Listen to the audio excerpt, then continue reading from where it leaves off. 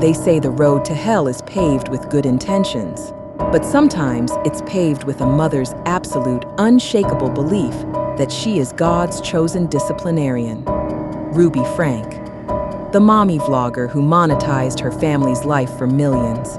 We all saw the cracks, but what we didn't see was the abyss underneath. Now, in 2026, new pages from her prison diaries have just leaked, and they paint a picture not of a remorseful mother, but of a woman consumed by a God complex who truly believed starving her children was an act of divine love. Today, on the Forensic Dossier, we're not just reading her words, we're diagnosing them. Let's open the file. For those of you who managed to avoid the 8 passengers phenomenon, here's the briefing.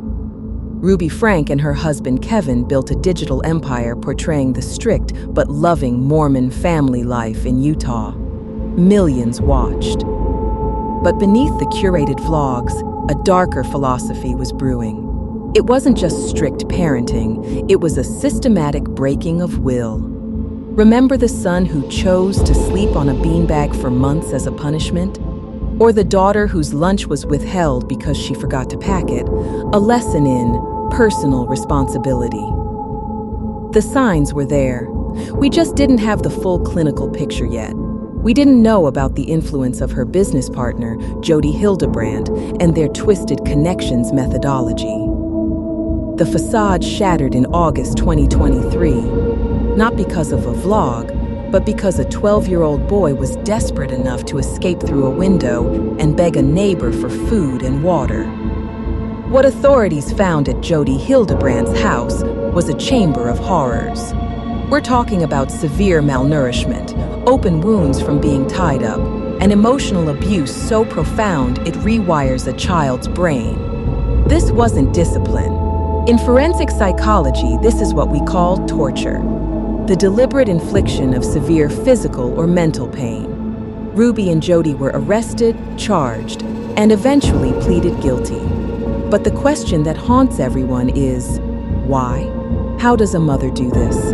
This brings us to the core of our analysis today, the God complex. It's not a formal DSM diagnosis, but it's a powerful descriptive term for a specific type of narcissistic delusion. In these new prison diaries, Ruby doesn't write like a criminal. She writes like a martyr. She believed she had a direct line to divine truth, and that her children were possessed by evil spirits that had to be driven out through suffering.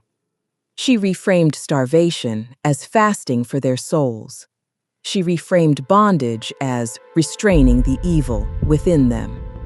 This is a psychological defense mechanism called rationalization on steroids.